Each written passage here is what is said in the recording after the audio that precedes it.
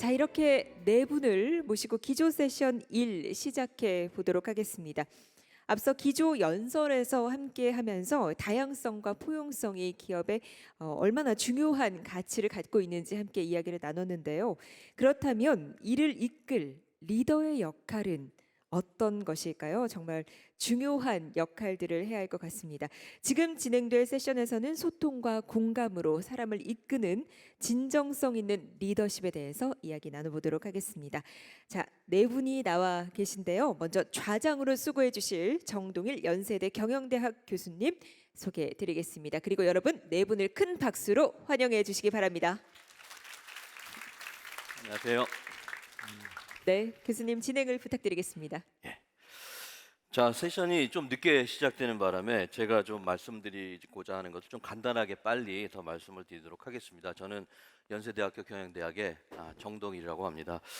진정성 리더십이 시작된 시점이 거의 미국 학계에서 2000년대 초반입니다. 그 전까지는 카리스마나 무슨 비전이나 이런 리더십의 연구나 프랙티스가 굉장히 유행을 했었는데, 여러 가지 아마 2000년대 초반의 사건들이 기억이 나실 겁니다. 9/11이건 또나 엔론 사태건 뭐 이런 여러 가지 일들이 일어나면서 많은 사람들이 뭔가 화려하고 강한 리더에 대한 회의감을 품기 시작하면서 조금 더 믿고 따를 수 있는 그런 리더십의 형이 어떤 건지를 고민하다가 학자들이나 경영학계에서 굉장히 많은 논의가 있었고, 그래서 시작된 리더십의 이론이 바로 우리가 지금 얘기하는 진정성 리더십, 오센틱 리더십이라는 이론입니다. 그래서 오늘 연사님들 세 분이 진정성 리더십에 대해서 말씀을 좀 해주시겠지만, 진정성 리더십은 많은 분들이 생각하시듯이 단순히 그냥 진심으로 다가간다 이런 리더십이 아니라, 일단 확고한 자기가 원하는 게 뭐고 지키길 원하는 가치가 뭔지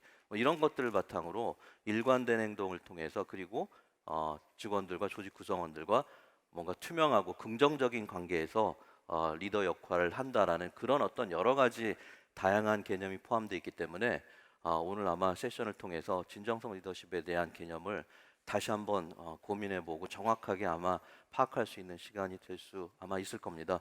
오늘 세 분, 첫 번째로 모실 브루스 아몰리오 교수님은 진정성 리더십에 대한 이론적인 토대를 미국에서 만드신 교수님이십니다. 그래서 첫 번째로 아몰리오 교수님 모시고 본인이 생각하는 진정성 리더십이 뭐고, 요새 중요한 조직을 트랜스폼하는데 진정성 리더십이 어떤 역할을 하는지 한번 들어보기로 하겠습니다. Thank you. Since I didn't have my translator on, I hope that Dong said some positive things about me this morning. It's a pleasure to be here with you. Thank you very much for inviting me here to talk with you. I want to be a little provocative this morning.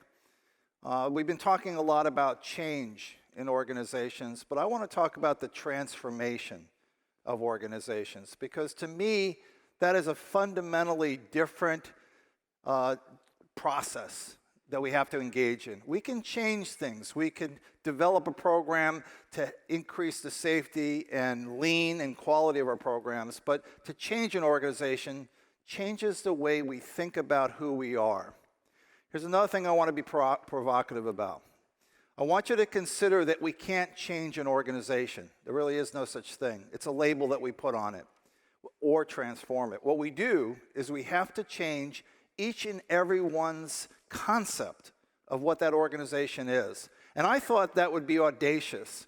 But I'm really thankful that former Secretary Ban Ki-moon said, look, it's every individual, no one left behind. I want to use that as a standard to say when you're transforming an organization, you can't assume you're leaving anyone else behind. And my picture of that up here is everyone has to dance, and everyone has to dance together. So one of the things that strikes me is this notion that evolution is happening right now. And in fact, it's probably happening faster now than it has in any part of human history. And since evolution is happening, we have to be cognizant of what are the things we have to do to transform, to stay with evolution, if not stay ahead of evolution. So if you don't transform or not, evolution still moves forward.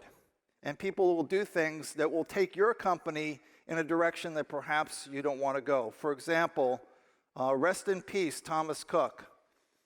A 165-year-old company, one of the largest travel agencies in the world, went away a few months ago. It's gone. And in fact, very few organizations survive as long as the normal lifespan of a human being in a country like Korea. We have very few organizations in the United States that are over 100 years old. And so to me, that's evidence that evolution, if we don't treat it with respect and understand it's happening and don't transform our organizations every individual at a time, we end up behind the evolutionary curve. So here are some objectives I'd like to cover with you this morning. I want to talk about several horizons, and it's actually some work that came out of McKinsey many, many years ago, and a colleague I'm working with, as we look back at what are the horizons that organizations go through. And then, in the spirit of physics, I want to talk about several first principles. These are principles underneath which you can't derive. They are the basic principles upon which, I will argue, transformation occurs in organizations. I also want to talk about the choices you have. You can choose to stay with evolution, or you can choose to fall behind evolution. And those choices oftentimes are very difficult ones that organizational leaders have to make. I will then go through quickly 4 states of transformation based upon about 10 years of research that I've done in the next 17 minutes to cover what are the things that we should look at as we're going through different states of transformation, a state of thinking, probably the best way to think of that. And then what are our choices in the end? So these are the 3 horizons that McKinsey talked about. It's to defend our core business. Once we have a good business, we defend it. The emerging businesses we haven't thought of that we're adding. And then the horizon 3, the ones that have not yet been imagined. But the truth is, we've come to the conclusion that there are many more horizons within those. And in fact, they come at us faster and faster and faster. But nevertheless, it's still interesting to think about. What are the horizons through which organizations go through transformation? So first, we become really good at something, and then we become an expert at it, and we defend it. And we become that domain expert that people look to until someone else comes up with something better. The second is, how do we actually create conflict in our organizations, like some of the provocative challenges this morning that you've heard about our Earth and about our population, about leaving no person behind, and diversity as well, and inclusion. How do we mine for conflict to come up with ideas that we've never thought of before? And then the third horizon is we must be a learning machine. And by the way, the evidence is very clear that the more diverse your organization is, the more likely you're going to innovate and change, and you heard that, and I would add transformation to that equation. So change versus transformation. Boeing has one of the most successful safety programs. I know it sounds ironic with the 737 problem that exists right now, and it's been decommissioned until proven safe. But they have the safest manufacturing program that I've ever seen over the last 5 years. And what they've done is they've diminished the number of near misses in their factories to almost 0 accidents. Almost 0 accidents. So you focus on the near miss, not the accident, and you mitigate that. That's a change. It's no change in culture because Boeing has always been a safety culture. But what is a transformation? How can Boeing go through a transformation? Because what has happened at Boeing, which by the way is in the place I live and I work with many Boeing executives, they have lost the opportunity to put safety first. And they put cost first, and we're seeing the consequences of that. So transformation is not a simple, let's get things better, less accidents, less mistakes, less misses. Let's improve our organization in a way that we fundamentally think differently about who we are. So the first principle I'll cover is about motivation. This principle is people focus on completing their assigned tasks, and it's basically prevention focus. Let's avoid where we're going because we don't want to end up in that place, so we prevent. The promotion focus is that people spend a lot of time fulfilling aspirations. And I have the Sagrada Familia, which if you ever get a chance to go to Barcelona, it will celebrate its 100th anniversary, and it still is not done. It is the most amazing structure I have ever witnessed in the world. And Gaudi, who was the architect of that, visioned 100 years ago what would be that, and he convinced the people working with him that they had to carry that vision forward in a unique way because he would not live to that vision's completion. I don't think he ever thought it would take 100 years. So promotion is fulfilling aspirations. Prevention is avoiding taking things that change and transform you. Where are you in your organization in terms of that principle? That's the basic principle of motivation. How does your leadership make sense of the future? Are you willing to be vulnerable to allow other people carry your vision forward, in this case a church, a cathedral, in a way that it might change fundamentally, but still be in line with your vision? That's what Gaudi did in terms of providing a promotion orientation. The second principle is based on one of my most favorite movies, Forrest Gump, and I suspect many of you have seen it. And in Forrest Gump, he meets a girl named Jenny, actually very young, and really loves her. He's not really a boyfriend with her and a girlfriend, but they're really close friends. And at one point they break up and Forrest starts running. And he just is trying to run his sadness that Jenny's no longer a part of his life. And then he ends up somewhere in the desert in Nevada, and there's a bunch of people that start to run behind him. And they were following Forrest everywhere they go. And one young man says to Forrest when he's running by, "Mr. Gump, I'll follow you anywhere." But why? Do they know where he's going? And what Forrest does when he stops there in Nevada, in Monument Valley, he turns to the group and they all say, "Shh, listen to him. He's going to say something profound." He said, "I'm tired. I think I'll go home now." He was just running for himself. And people were following because they thought he had direction. We should question our leaders on the direction they're setting so we understand that we're all going with the same purpose in the same direction. That would be a transformation in many organizations I work in. The third principle is really about goodwill, and I've really become so enamored by this, that if you don't have a sufficient level of goodwill among your workforce to get them to change, don't do it. Worse, don't try to transform. You've got to build a campaign and an understanding so that everyone you talk to in your organization knows exactly why you're running. And this is where I see a lot of leaders fail. They're very smart, they get things very quickly, but they don't take the time to campaign, like a political campaign with a platform over and over again until people say the same words you're saying. And if I look at those leaders, all of them I would consider authentic, since that's my topic. Warren Buffett and Michelle Obama and Rosa Parks, who stood up for black rights in our country, just would not get off a bus when told in that period of time she should. And Jacinda, who's the Prime Minister of New Zealand, I landed there the day the mosque shooting started. I watched a leader exude authenticity and confidence and emotion and connection to her people. But the one in the middle is Satya. He happens to live very close to where I live in Seattle, and he runs a small company called Microsoft. And most of us use their technology and have for many years. And the thing about Satya is he's worked there most of his career. And everybody I've talked to that he has worked for, with, or people who work for him have said the same thing. He's smart, he listens, he works hard, and he tries to generate different ways of thinking by promoting conflict among people, not negative conflict, but idea conflict.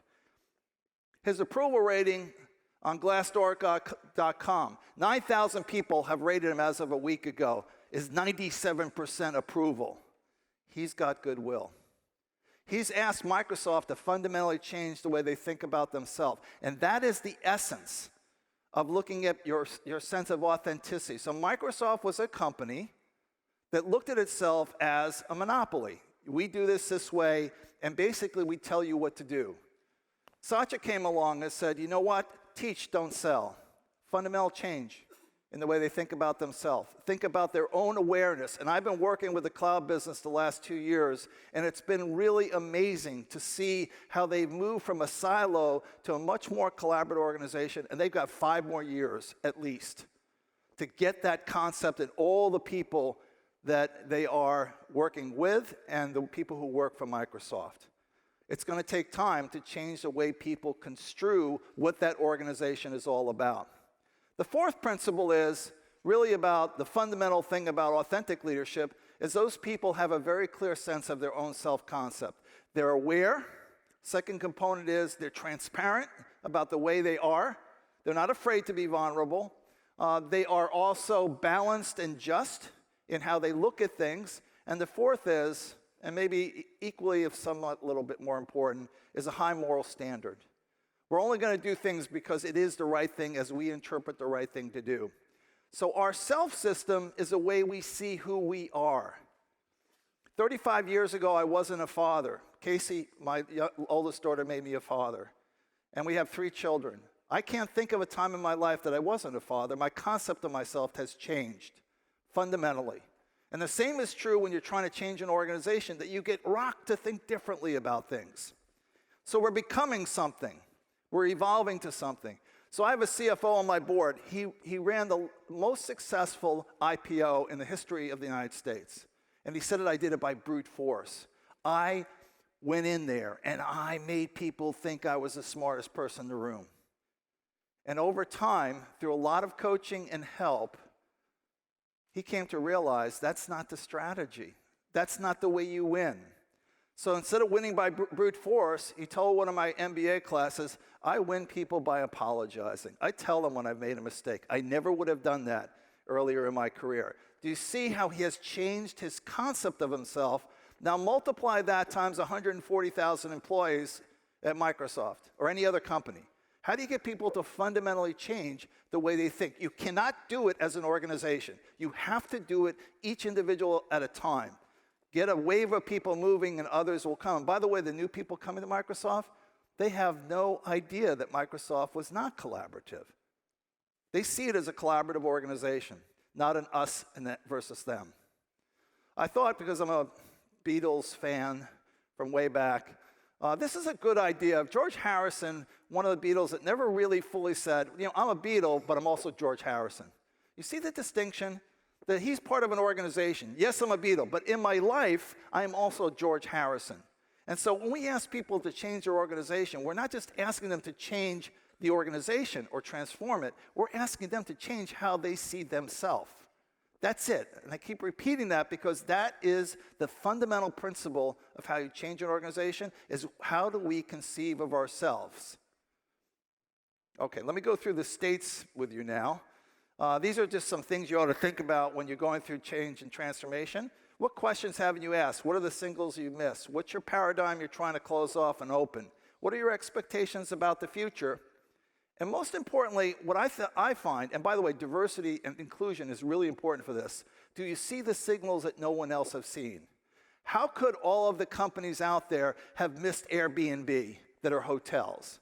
How could so many of those companies with amazing resources have missed Uber coming along? And look at how it's transformed the industry because someone had a different self-concept of what that was. That's innovation. So let's assume your leadership wants you to have liberty, not liberty just because of statute, but liberty because of a principle, curiosity, and exploration. Wow, powerful things to think about, and that's how companies stay ahead of evolution. So the first state is you got to find a signal. And this is Alaska Airlines. And their signal was they had a very loyal customer base that was walking out the door. They almost went bankrupt when I arrived in Seattle. And I studied them for the next 4 years. And everything I'm telling you is actually in a book, and it's in an article, it's in a case. So I'm not disclosing anything here that people don't know.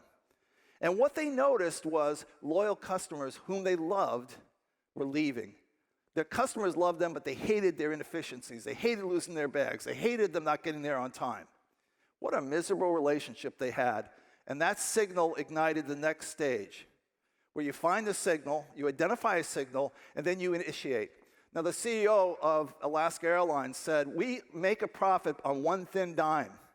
And unless we become more efficient, we will never make the profit we need to sustain our organization. One thin dime became the mantra. One thin dime became, how do we think about ourselves making trade-offs between we love our customers, but sometimes we have to leave them behind when they're late. It was not uncommon for Alaska to wait for the wedding party to get to the plane and make everyone else delayed going to Hawaii because they loved their customers. But what about all the other ones? You have to make some hard choices. And they did. And recently, they acquired Virgin. So Richard Branson wasn't very happy about that. Losing this is Virgin US. But here's an interesting thing that they did, and please think about this, even write this down. I've never seen this done before. The organization knew that it was going to be a challenge to bring together Alaska and Virgin, very different cultures. Virgin is cool, blue lights, people are hip. It's just a different way of thinking. Alaska is steady. They're the person that you're comfortable with. People at Virgin said, what's it like to go work for Alaska? It's like going to your grandmother's house. She's really nice, the food is good, but it's kind of boring. And that's the way they thought of the culture. So they tried to bring them together, and what they did was, I think, historic.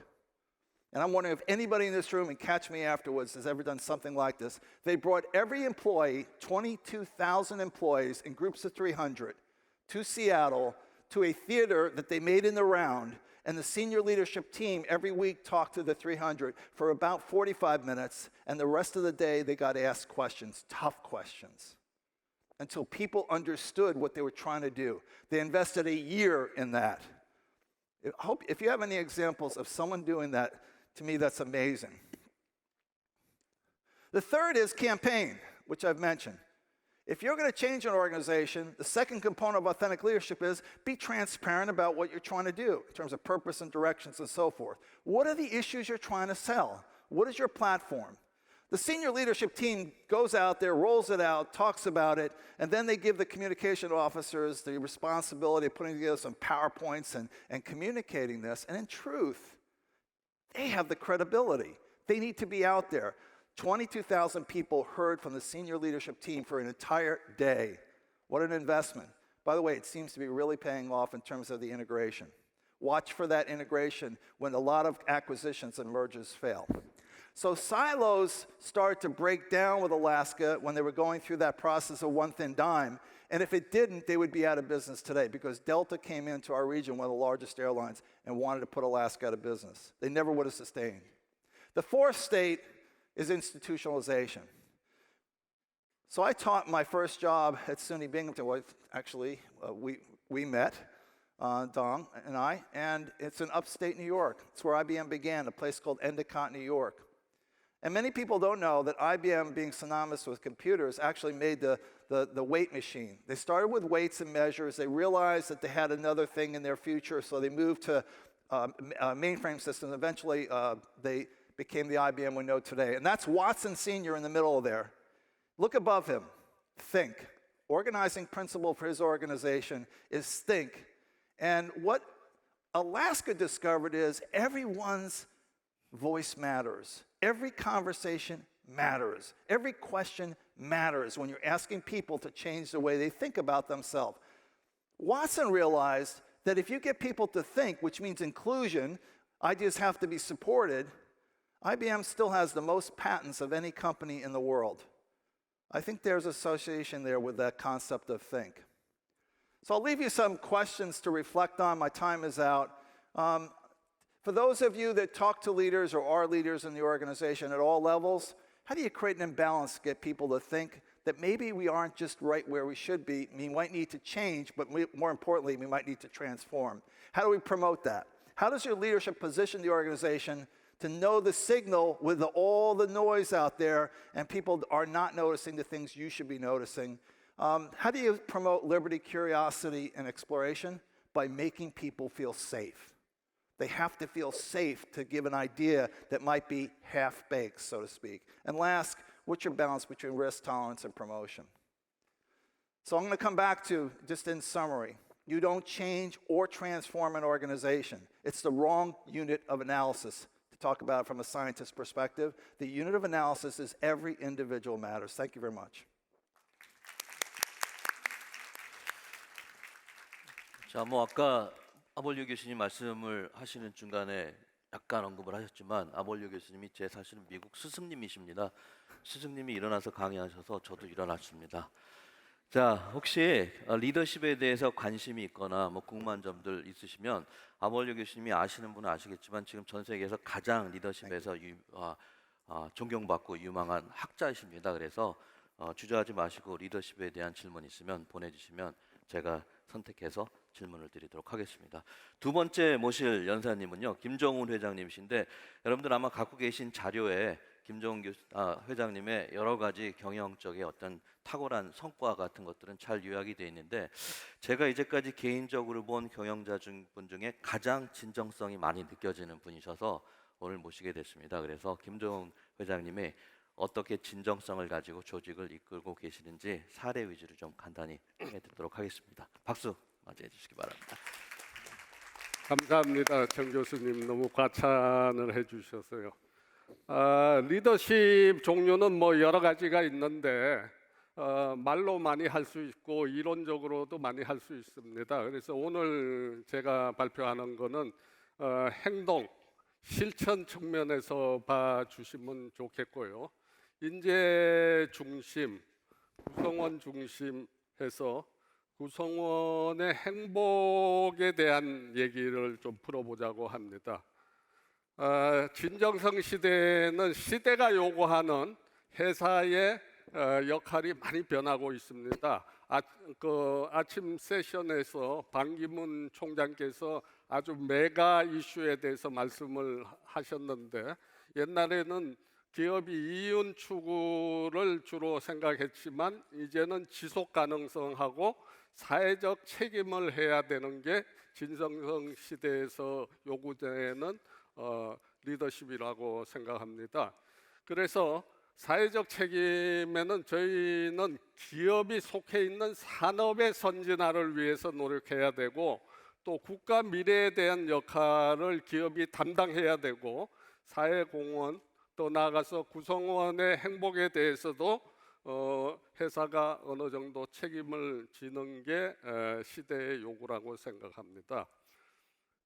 저희 회사에 대해서 잠깐 짧게 소개 올리면, 저희는 구성원이 1,500명 정도 되는 건설 프로젝트를 매니지먼트하는 글로벌 회사입니다.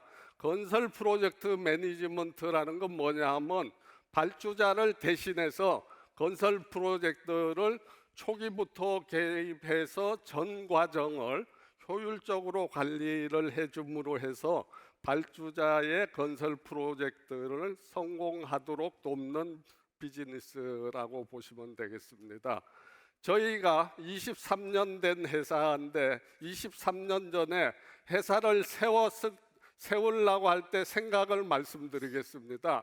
저희는 회사를 세울 때 회사를 왜 하려고 하느냐라는 근본적인 질문을 고민했습니다. 그래서 많은 토의도 하고 내심에서 우러나는 진정성을 생각했습니다. 그래서 첫 번째 저희가 생각한 거는, 회사가 어떻게 하면 구성원들이 출근하고 싶어서 안달을 하는 회사를 만들어 볼 수가 없을까라는 엉뚱한 생각을 했고, 그래서 구성원 중심 경영을 하기로 결정을 했습니다.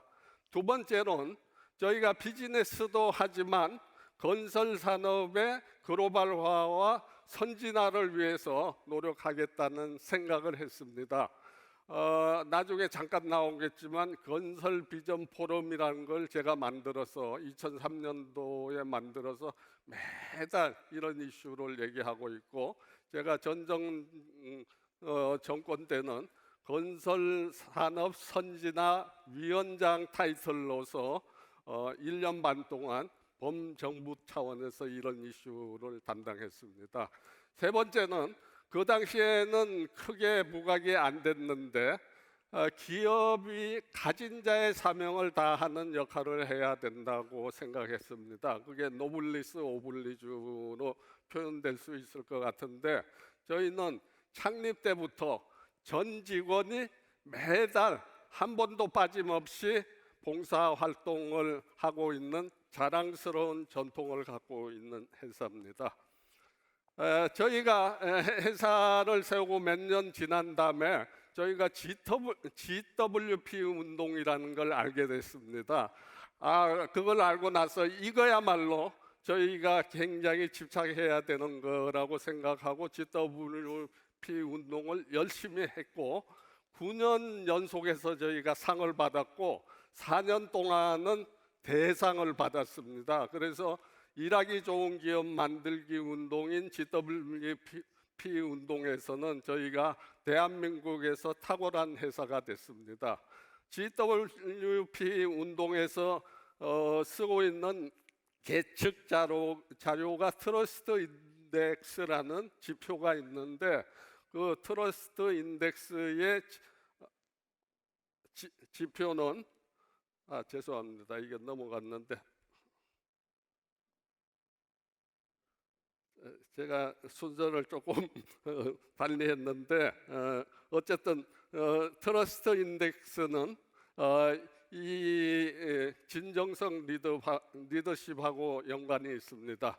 다시 돌아가서 얘기를 하겠습니다. 그래서 회사에서 세 가지 창립 때 생각을 했는데 이 생각은 저희 경영 철학인 미션, 핵심 가치, 비전에 고스란히 녹아 있고 저희는 정직을 최우선 가치로 저희가 관리하고 있고 이러한 경영 철학은 한미 글로벌 웨이라는 데 녹아 들어가서 집대성돼 있고 저희는 한미 글로벌 웨이를 전 구성원한테 지속적으로 교육시키고 구성원들이 이거를 갖다가 체화시킬 수 있도록 그렇게 하고 저희는 저희 회사의 헌법으로 생각을 하고 있습니다. GWP 운동은 저희는 기업 조직 문화 차원에서 활동하고 있었고 기업 조직 문화는 아무리 강조해도 여러분들이 다 중요성을 인식하고 있을 겁니다.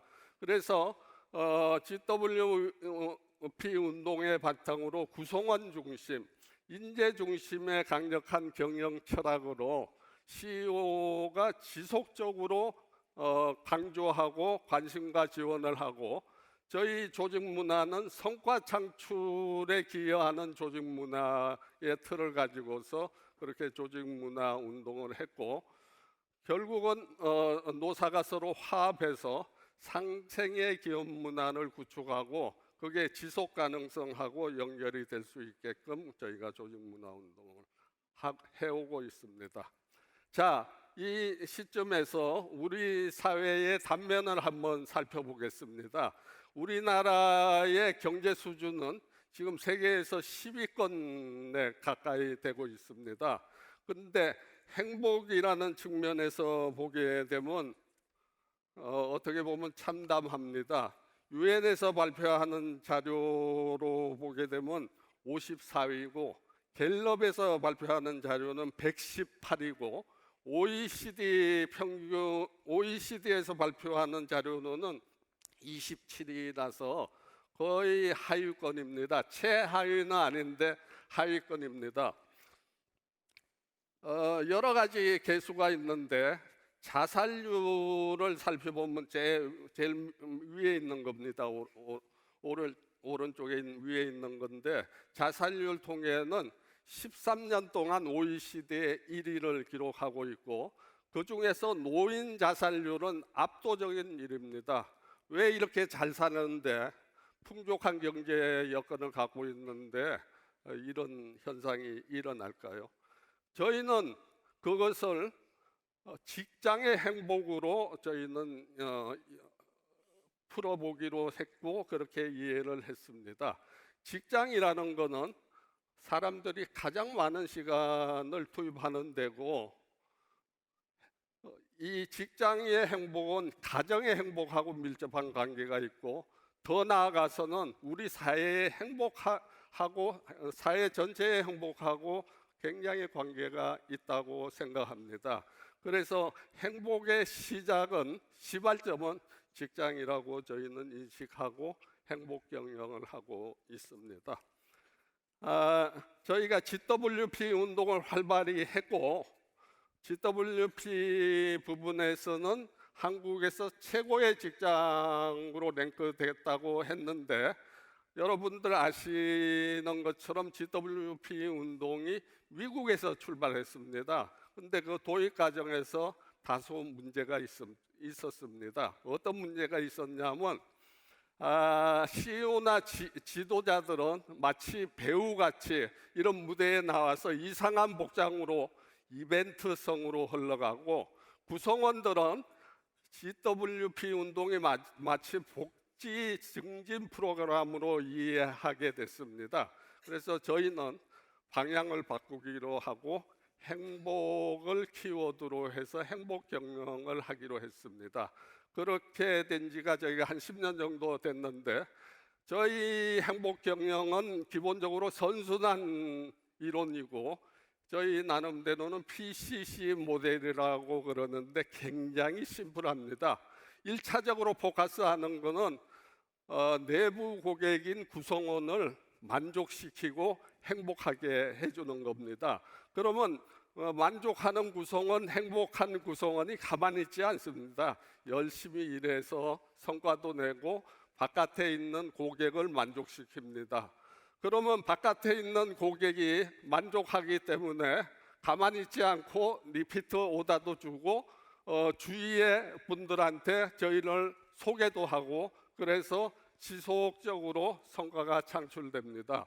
그렇게 되면 주주 가치라든가 회사 가치는 자동적으로 올라가면서 성과가 창출되는 게 저희의 선순환 경영, 행복 경영 체계라고 볼 수 있습니다. 저희는 선순환 경영을 하고 있는데 한국의 많은 회사들이 악순환 경영을 하고 있는 사례가 많이 있습니다. 제가 구체적으로는 얘기 안 하겠습니다. 저희 행복 경영은 세 가지 큰 틀을 가지고 있습니다. 하나는 즐거움, 성장, 자부심입니다.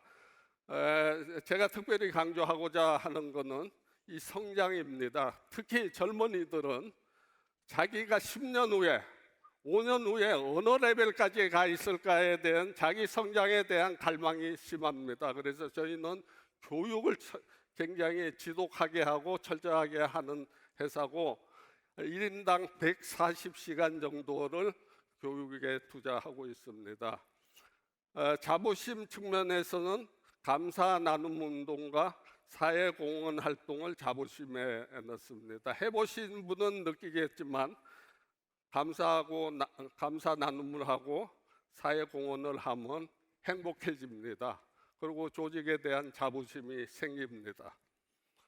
몇 년 전에 저희 행복경영 사례에 대해서 보도가 된 것이고, 오른쪽에 있는 것은 저희 행복경영 철학을 정리한 제가 만든 책자인데, 경영인이 발간한 책자 중에서는 이례적으로 베스트셀러가 된 그런 화제의 책이 되겠습니다. 2년 전에 오늘 그 프로그램을 주관하는 한국경제의 주관으로 구글의 비밀 프로젝트를 하는 구글엑스라는 조직이 있는데, 거기에 책임자가 행복을 풀다라는 책을 발간했습니다.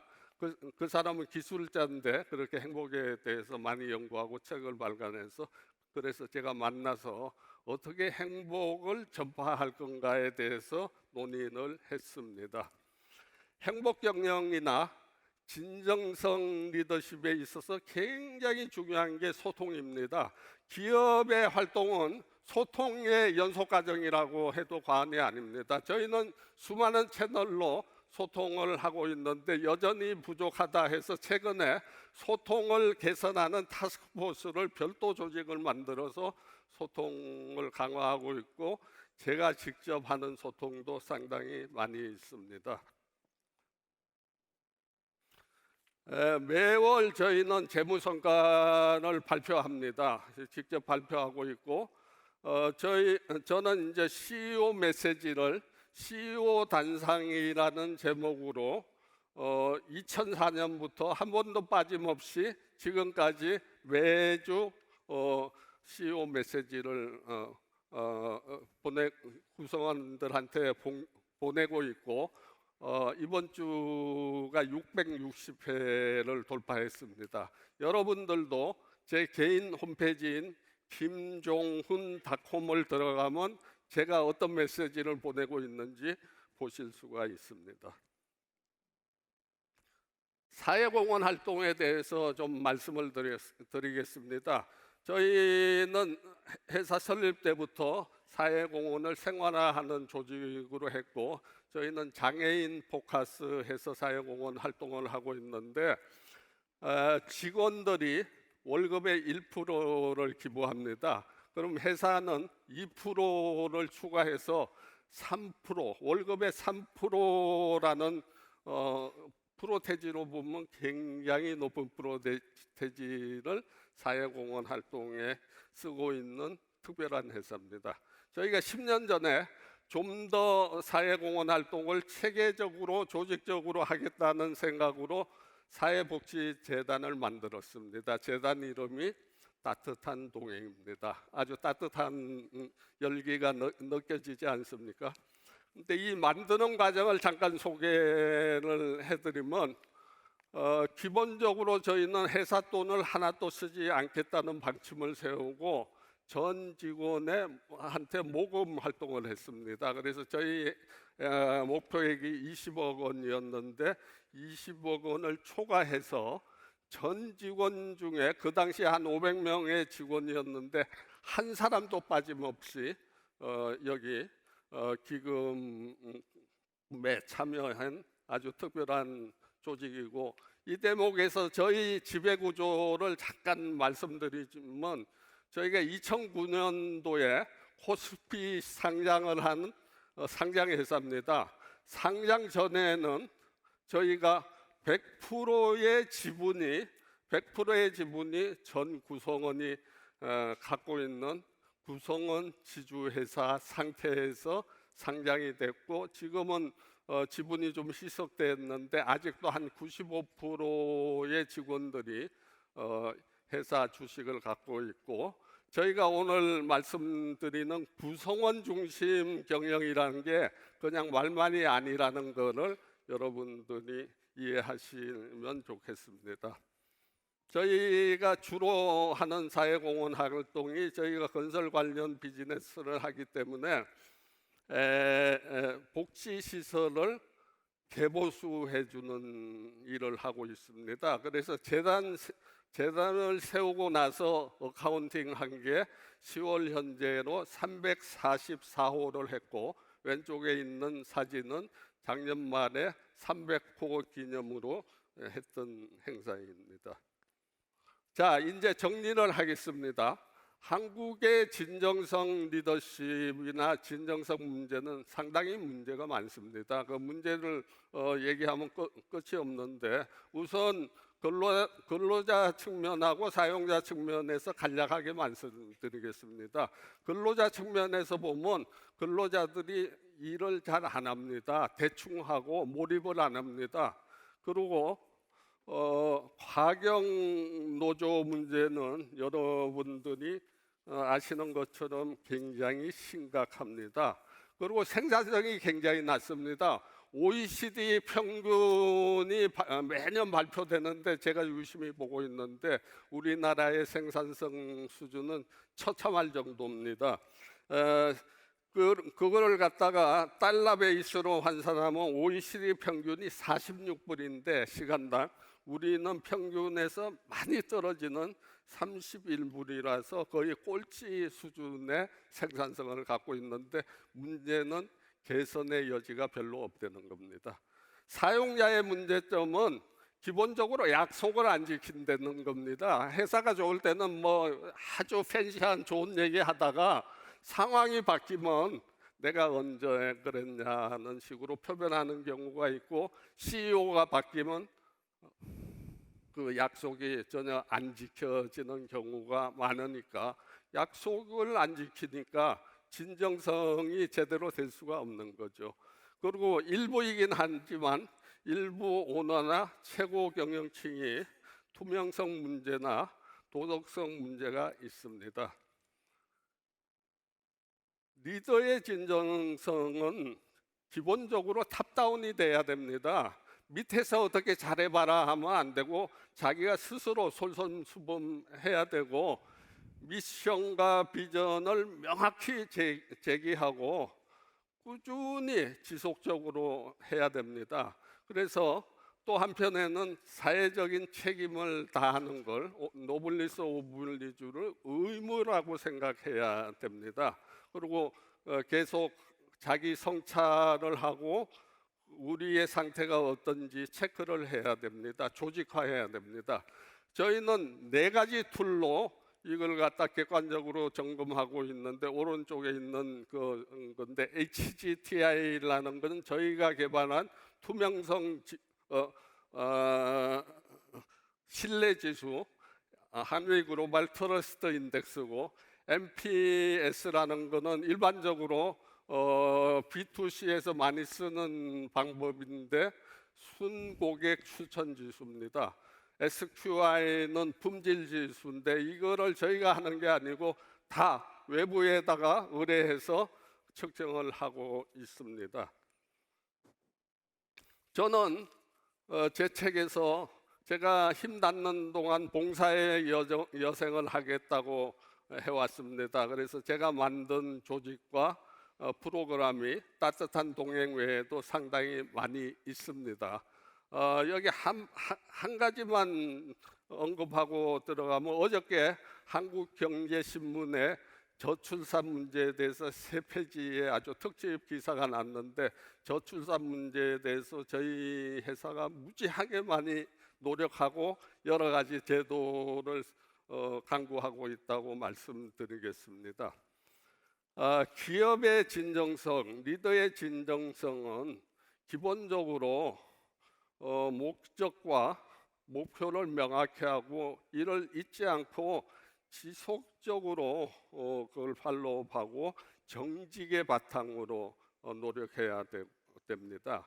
그래서 기업의 가장 큰 리소스, 여러 리소스 중에서 제일 중요한 게 구성원이 가장 중요한 자산이라는 걸 믿고, 구성원 행복이 업무 몰입도를 올리고 좋은 성과를 낸다는 믿음을 가지고서 접근해야 된다고 봅니다. 저희는 그런 바탕에서 활동을 했기 때문에 회사가 계속 성장하고 있고, 저희 구성원은 물론이고 구성원 가족까지도 저희에 대한 믿음이나 저희에 대한 자부심이 아주 뛰어난 회사로 자리매김하고 있고, 은행 일치가 굉장히 중요하고 노블리스 오블리주 측면에 나눔과 감사가 매우 중요하다는 것을 말씀드리겠습니다. 경청해 주셔서 감사합니다. 이상 마치겠습니다. 김종훈 회장님의 지난 20년 동안에 굉장히 일관되고 진정성 있는 노력들이 굉장히 잘 드러나는 그런 발표였다고 생각합니다. 자, 이번에 모실 연사님은요, 농협은행을 지금 이끌고 있는 이대훈 행장님이신데, 아마 여러분들 행장님에 대해서 자료를 다 가지고 계시겠지만 한마디로 표현하면 제가 이런 표현을 봤는데 참 마음에 와 닿더라고요. 농협은행 60년 역사상 지금이 가장 전성기다. 그래서 농협은행의 전성기를 이끌어가고 계시는 행장님의 진정성 있는 스토리를 좀 기대해 봅니다. 박수로 맞이해 주시기 바랍니다. 네, 감사합니다. 좌장께서 너무 또 과하게 소개를 해주셔서 부담이 많이 되긴 하는데요. 오늘 제가 받은 숙제가 진정성 시대의 리더십을 은행장의 입장에서는 어떻게 생각을 하느냐 하는데요. 저와 같이 제가 항상 일상적으로 접하고 있는 고객이 2그룹이 있습니다. 우선은 이제 저하고 항상 같이 일하는 우리 내부 고객 직원들이 16,000명이 있고요. 또 제가 극진하게 모시는 우리 고객이 등록되어 있는 고객이 한 2,200만 명 정도 있고요. 그 중에서도 자주 뵙는 고객이 800만 명 정도가 있습니다. 저는 이 내부 고객과 외부 고객의 2그룹의 고객들을 어떤 관계를 잘 형성하면서 우리 은행이 추구하고자 하는 성과를 이뤄내느냐 하는 것을 아주 일상적으로 많은 노력을 기울이고 있는데요. 오늘은 이제 그 과정에서 이루어지는 저 나름대로의 진정성의 리더십을 어떻게 생각하는지 한번 같이 나눠보도록 하겠습니다.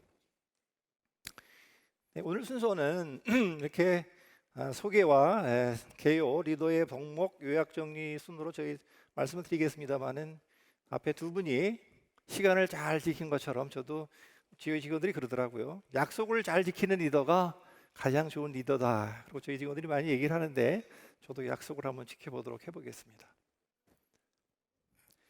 이 보기 보이신 화면은요, 잡코리아하고 소사이어티 그 TVN 프로그램에서 2016년도에 조사했던 결과인데요. 가장 좋은 리더는 어떤 리더냐? 여러분들도 다 같이 아마 비슷한 공감대를 가지고 있겠습니다만은 소통을 가장 잘하는 리더, 직원들의 얘기를 경청하고 배려하고 이해해주는 리더를 젊은 직원들은 가장 좋은 리더라고 생각을 하고 있는 것 같습니다. 반대로 나쁜 리더라고 생각하는 리더는 어떤 리더냐? 저도 깜짝 놀랐는데요. 말을 바꾸는 리더를 젊은 직원들은 가장 나쁜 리더라고 생각을 하고 있는데요. 저도 이 결과를 보고 조금 생각을 해봤습니다. 왜 말을 많이 바꿀까요? 제가 생각해 제 스스로를 한번 돌이켜보면 말을 바꿀 수밖에 없는 이유가 좀 있었을 것 같아요. 왜냐하면 우선은 제가 하는 일에 대해서 정말 실력이나 전문성에서 자신 있느냐, 실력이나 전문성에서 자신이 없다면은 말을 또 바꾸게 되겠죠. 그리고 내가 하는 일에 대해서 얼마만큼 신념을 가지고 있느냐, 내가 뚜렷한 신념을 가지고 있다면 다른 말을 할 이유도 없겠고요. 마지막으로는 정말 내가 하는 일을 얼마나 소중하게 생각하고 열정을 가지고 있느냐. 그러니까 제가 말씀드린 세 가지 어느 부분에서 직원들이 보기에는 부족하다고 생각했기 때문에 말을 자꾸 바꾸는 리더다, 이런 경향을 이제 보이는 경향이 있는데요. 이런 나쁜 리더가 되지 않는 리더가 제가 보기에는 진정성이 있는 그런 리더가 있는 생각이 들고요. 그런 점을 염두에 두고 하나하나 한번 살펴가 보도록 하겠습니다. 요즘 우리 다 같이 생각합니다만은 요즘이 정말 디지털의 시대죠.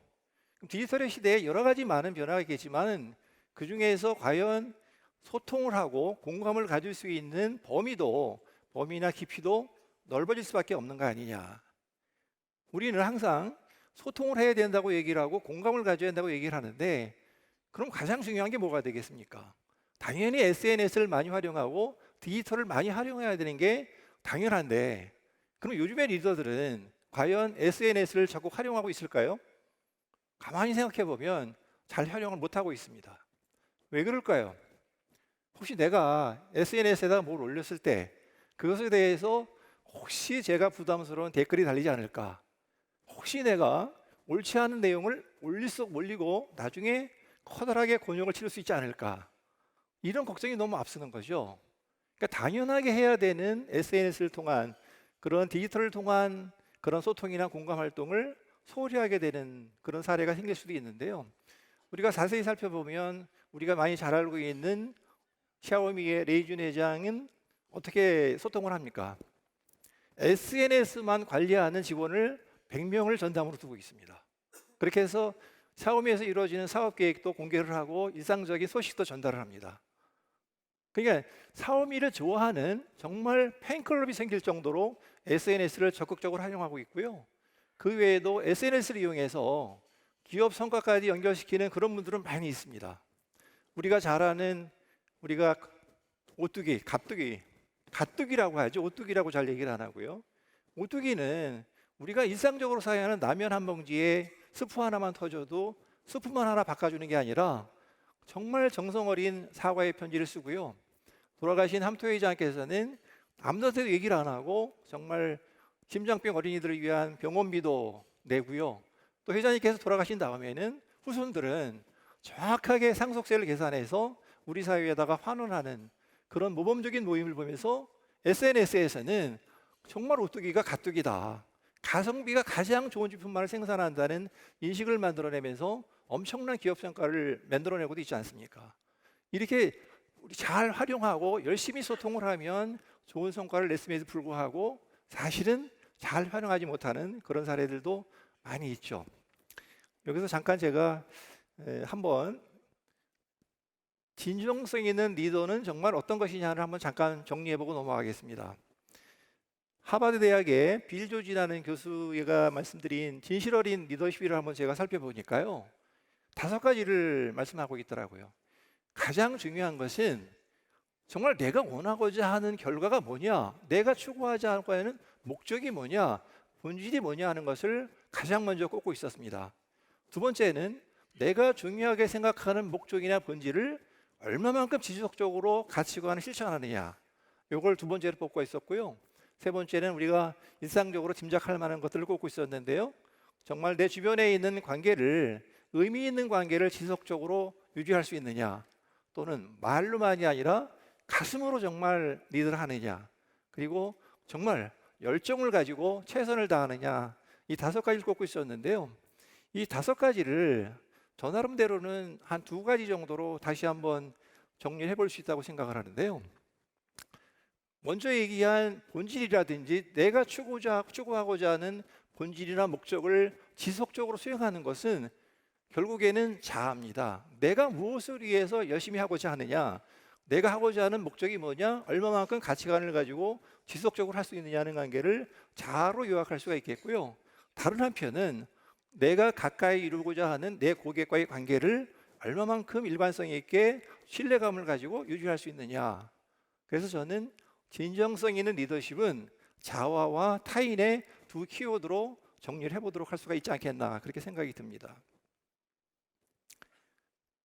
우리가 동서양을 넘나들면서 그러면은 저희들보다 훨씬 더 진정성 있는 리더십을 한 2가지 사례를 한번 살펴볼 수가 있겠는데요. 저는 이 사례를 보면서 정말 저는 별다른 이론이나 정리 없이 해왔던 것들이 이런 면들이 있었구나 하는 것들을 많이 느꼈는데요.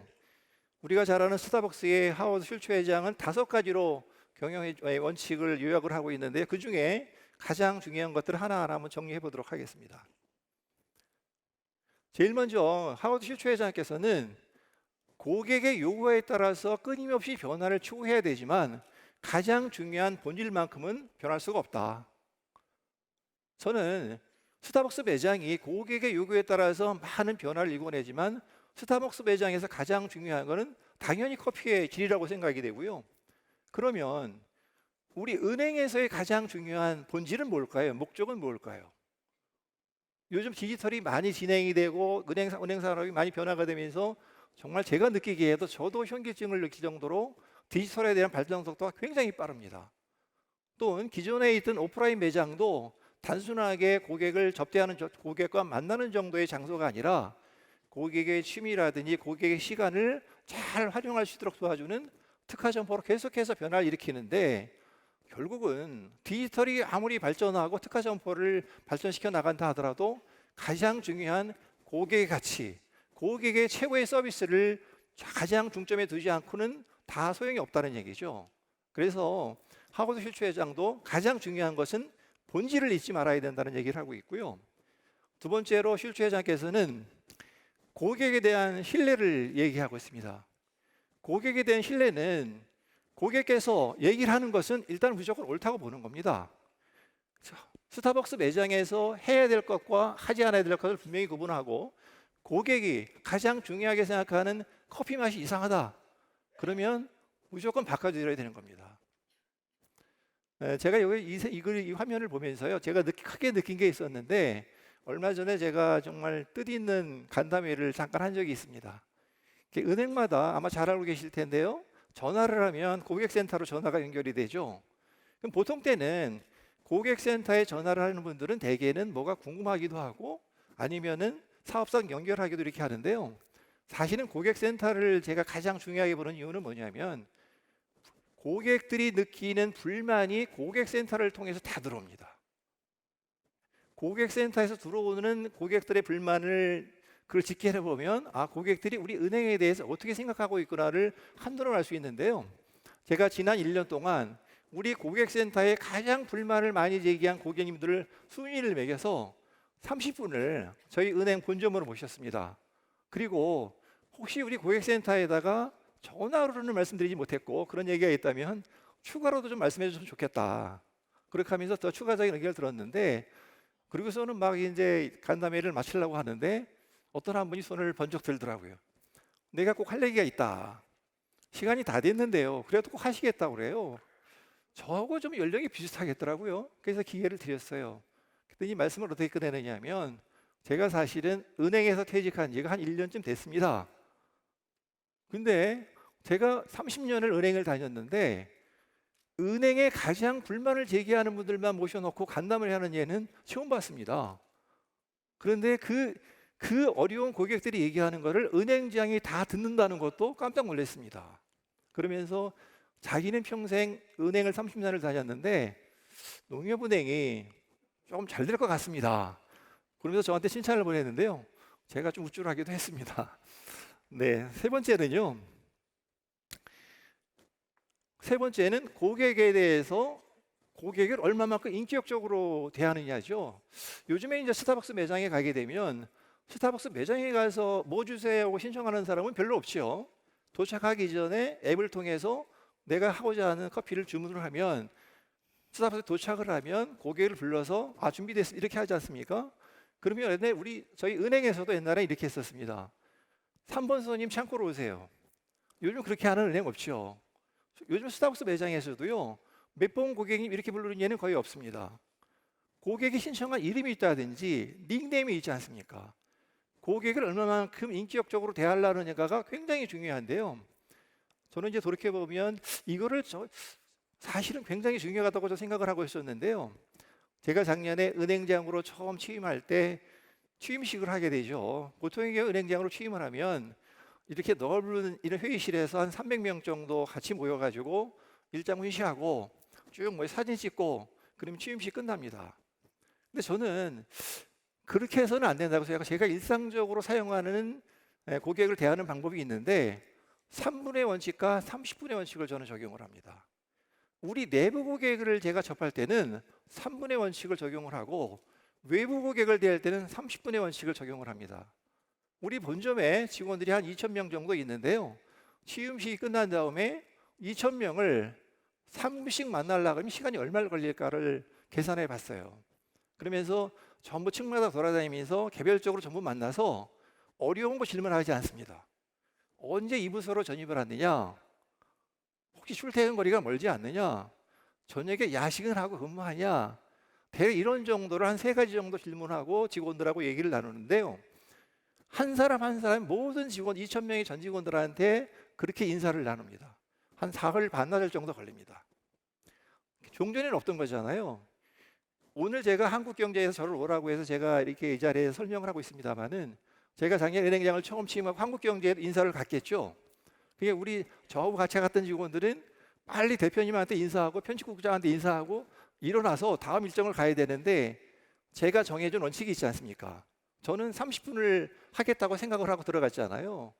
제가 생각했던 고객에 대해서, 농협은행에 대해서, 한국경제신문에 대해서 대표님이나 편집국장님한테 30분 동안 설명을 하면서 저에 대한 인상을 끊임없이 심어주기도 하고요. 대표님이 어떤 모습을 가지고 있는가를 계속해서 머리에 담기도 하고요. 그렇게 하면서 3분과 30분의 원칙을 계속해서 시행을 하고 있는데요. 결국은 내가 항상 접하는 내부 고객, 외부 고객을 얼마만큼 인격적으로 대할 수 있겠냐. 그것이 저는 가장 중요한 진정성 리더십이라는 생각이 들고요. 네 번째로 하워드 힐트 회장은 소통과 공감을 얘기를 하고 있는데요. 제가 아까 디지털 시대의 소통과 공감을 생각보다는 잘 못하고 있는 것 같다는 우리 모든 사람들이 이렇게 얘기를 드렸는데요. 제가 농협은행 은행장이 되면서 가장 중요하게 생각했던 마케팅의 가장 중요한 방법은 SNS입니다. 혹시 이 자리에 계시는 분들이 아시는 분이 계실지 모르겠습니다만은 저희 SNS 회원이 200만 명이 조금 넘습니다. 저희 농협은행을 제외하고는 100만 명 정도의 가까이 있는 은행이 없습니다. 또 저희가 유튜브를 제가 많이 하고 있는데요. 유튜브 구독자가 30만 명이 좀 넘습니다.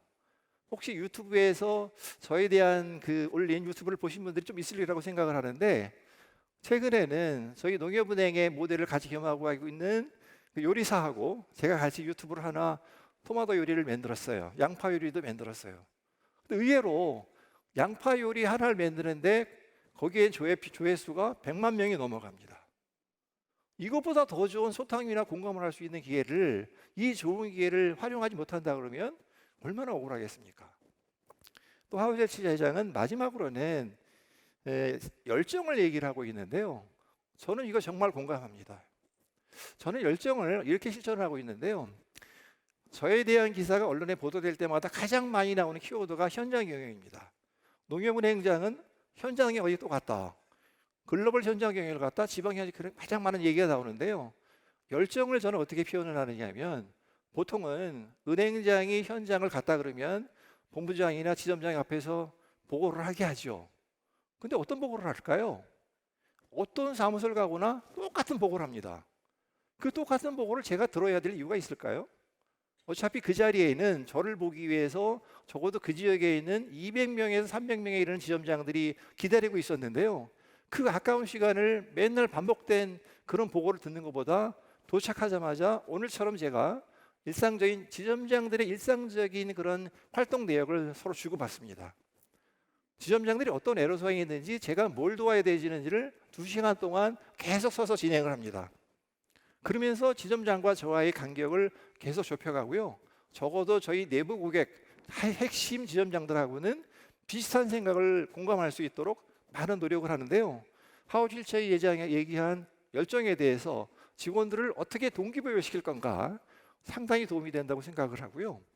이 하우스 휠체어 회장 이 서부에 이런 리더십만 있는 게 아니고요. 또 한 번 저는 동양에서는 그러면 동양에 있는 우리 선조들은 어떤 리더십을 발휘했을까요? 우리가 잘 아는 공자의 제자 중에 자장이라는 제자가 있었습니다. 자장은 좀 나이가 차이가 많이 났는데요. 욕심이 좀 많았어요. 공자한테 항상 뭐라고 여쭈냐면, 제가 재상이 되고 싶은데 재상이 되려면 어떤 리더십을 가져야 되나요? 하고 질문을 하는데, 가장 먼저 공자가 얘기한 게 회의불비입니다. 은혜를 베풀기는 하지만 낭비하지 말아야 된다. 우리의 구성원과 제가 끊임없이 관계를 가지면서 그 사람들의 얘기를 들어주고 배려하고 공감을 하지만 그것이 지나쳐서 목적을 상실해버리면, 지나치면 잘못되는 거죠. 베풀기는 하되 가장 중요한 목적을 염두에 두고 베풀어야 된다는 얘기죠. 공자님은 두 번째는 뭘 얘기를 하고 있냐면 태의불교를 얘기하고 있는데요. 태연하기는 하지만 교만하지 말아야 된다. 어떤 장소에든 어떤 시간에든 간 어떤 내부 고객을 접하든 어떤 외부 고객을 접하든 항상 일관성이 있는 진실의 자세를 항상 가져야 된다. 리더는 그렇게 얘기를 하고 있고요. 세 번째 공자는 노이브론입니다. 이게 쉽지 않죠. 리더 입장에서는 직원들을 골고루 일을 잘 시켜야 하지만 직원들의 불만을 최소화시켜야 될 거 아니겠습니까? 어떤 직원이 어떤 특기를 가지고 있는지, 뭘 잘하는지 시간이나 노력 또 여러 가지를 안배해서 잘 시키되, 농협은행이 가지고 있는 모든 그런 역량을 회실 없이 모든 구성원들이 웬만하면은 공감할 수 있도록 일을 분배를 잘 시키고 솔선수범해서 해서 우리 구성원들이 불만이 가지 않도록 만드는 그것도 리더십이 하나다. 이렇게 얘기를 하고 있고요. 네 번째 공자님께서는 요기불탐이라고 얘기했는데요. 제가 처음 이 요기불탐을 보면서 상당히 가슴이 아픕니다. 왜냐하면 제가 은행장으로서 이 자리에도 많은 고객들이 은행에 대해서 불만을 가지고 있을 텐데요. 제가 먼저 사과의 말씀을 드리겠고요. 특히 요즘에 문제가 되고 있는 DLS 사태에 대해서는 정말 은행장으로서는 가장 어려운 이자익은 계속 줄어들면서 비이자익에 대한 포션은 넓혀가야 되지만, 비이자익을 늘려야 된다는 강박관념 때문에 고객을 좀 소홀하고 DLS나 DF를 정말 열심히 저희들 고객들한테 설명하고 했지만, 결과적으로 보면 고객의 가치, 고객이 원하는 최고의 가치를, 목적을 잊어버리고 은행의 비이자익이라는 여기에 몰두했던 거거든요. 의욕은 가지지만 탐하지 말라는 거죠. 공자님께서는 2500년 전에 이미 이 말씀을 하신 거죠. 마지막으로 공자님께서는 이위불명이라는 말씀을 하셨는데요. 이것도 쉽지 않습니다. 우리 구성원들한테 잘해주는 것은 아니라 위험을 유지해야 되죠. 어디까지 위험을 유지해야? 위험은 유지하되 구성원들이 보기에는 사납진 말아야 될 거 아니겠습니까? 구성원들한테는 위험은 반드시 필요합니다. 위험이 없는 리더는 누가 따라오겠습니까? 위험은 유지하되 구성원들이 수용하고 따라올 수 있는 선에서 균형을 유지해야 한다는 거죠. 제가 아까 하우드 실추 회장 얘기를 했고 공자님의 말씀을 얘기를 했지만, 생각해 보면 두 분이 얘기하시는 리더십은 상당 부분 중복이 됩니다.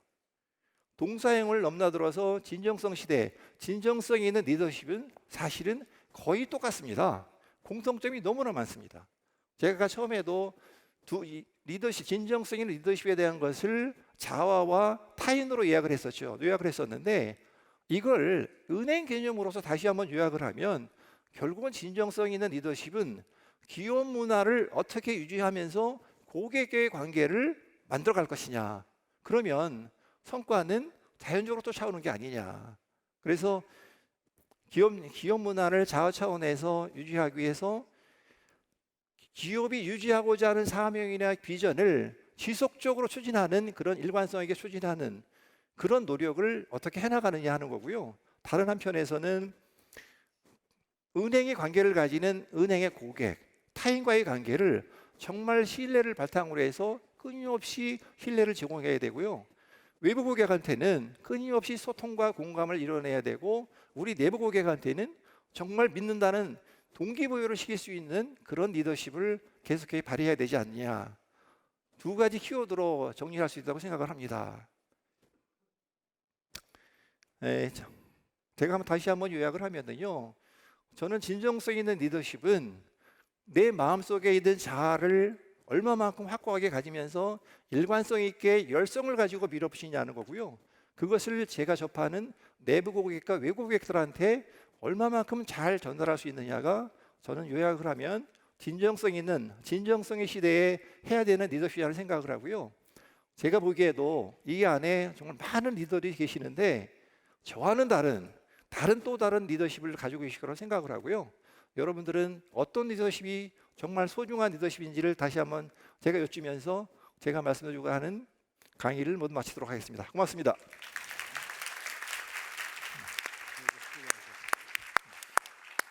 요새 뭐 아시다시피 금융권에 여러 가지 스캔들이 많이 있는데 그래서 농협의 진정성 있는 고객 지향성이 훨씬 더 빛을 발하는 게 아닌가 이런 생각이 듭니다.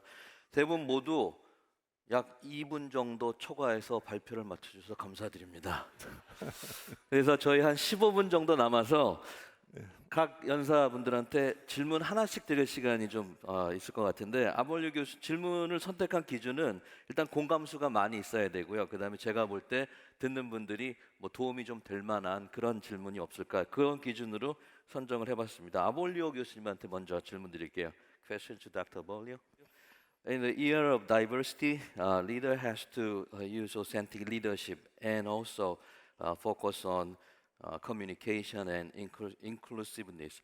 However, this type of leadership should be based on individuals' capability and competencies. So, if you think of authentic leadership with this individual's competencies, understanding, and mindset and attitude, how do you think some of those issues will be compatible with authenticity and authentic leadership? How do they go about going through and practicing authentic leadership with this individual capability perspective? Thank you. Just take this off. I'm talking to myself. I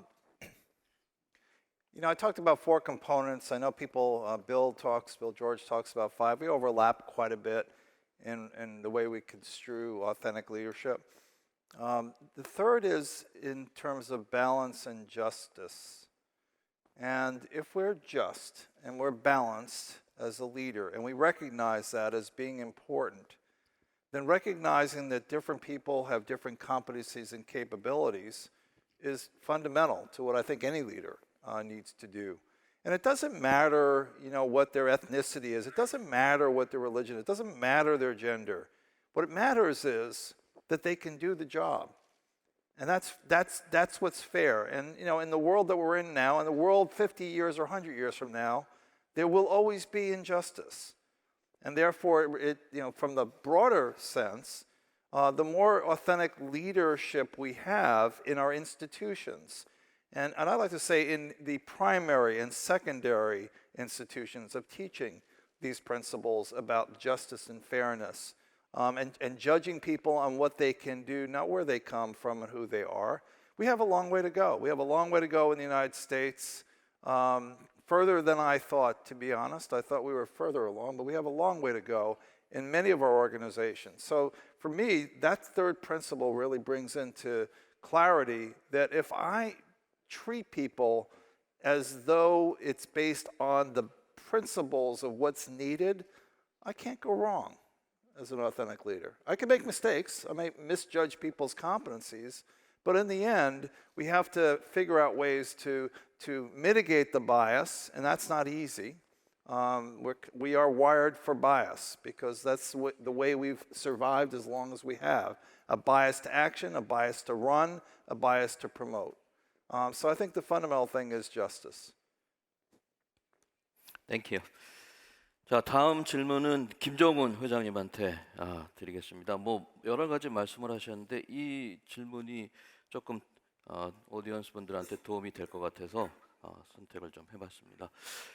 한미 글로벌에서 다양한 공헌 활동을 하면서 특히 구성원들의 자발적인 참여가 많이 느껴져서 굉장히 인상적인데 구성원들의 자발적인 참여를 이끌어내시는 노하우가 있으신가요? 그리고 특히 한미 글로벌에서 하고 있는 다양한 어떤 사회 공헌 활동에 많은 직원들이 실제로 참여하고 계신가요?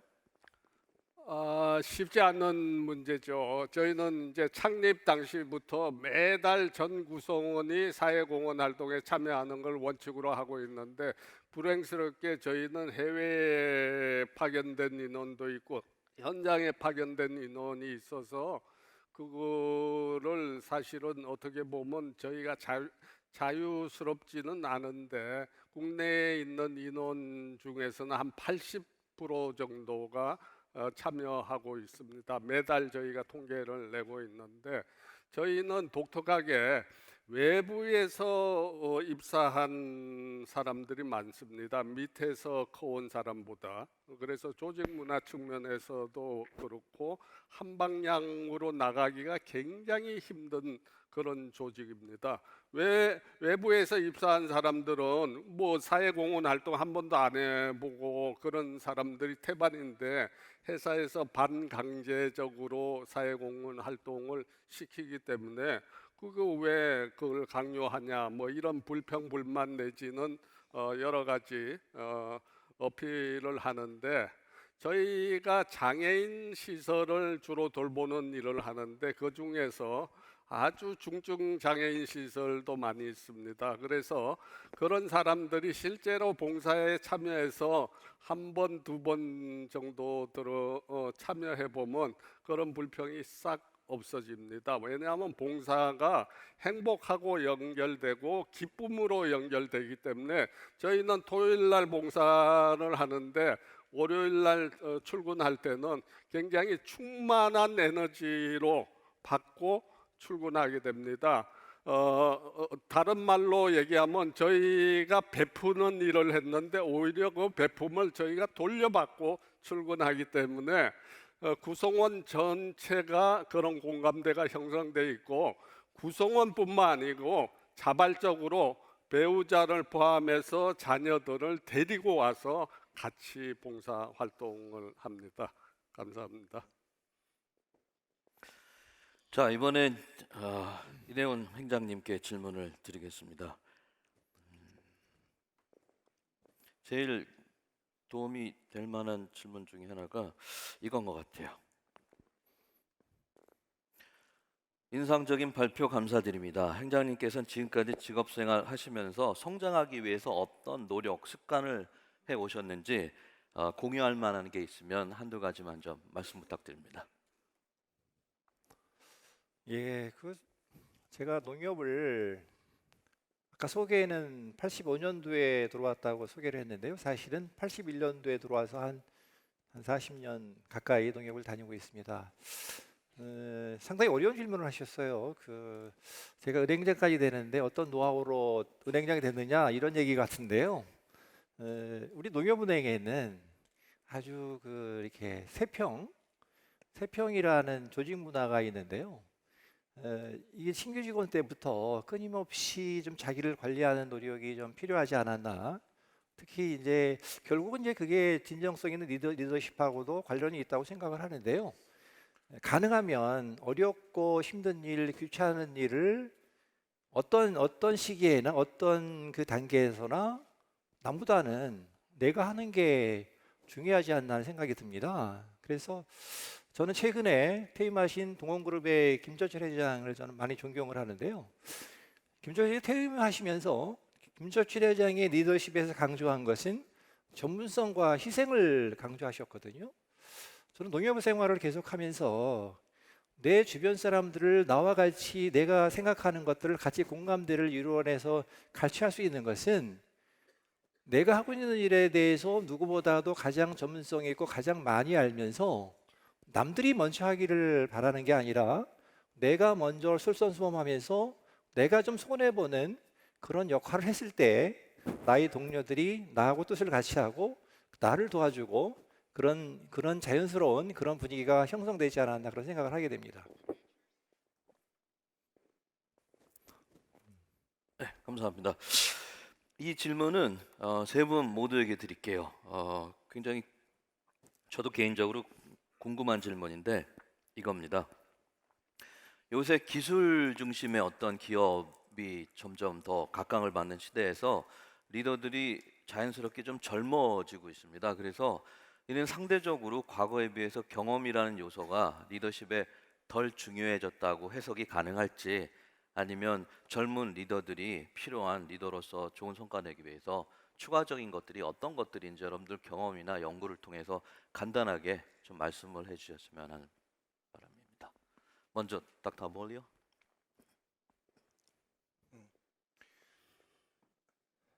It seems to me like everyone's getting younger and younger, but that's the natural course of life. You know, I think you have to look at each individual, not necessarily about what their age is, but what they bring. You know, building on my last comment, I have co-founded a company, a gaming company. We've been around for 8 years.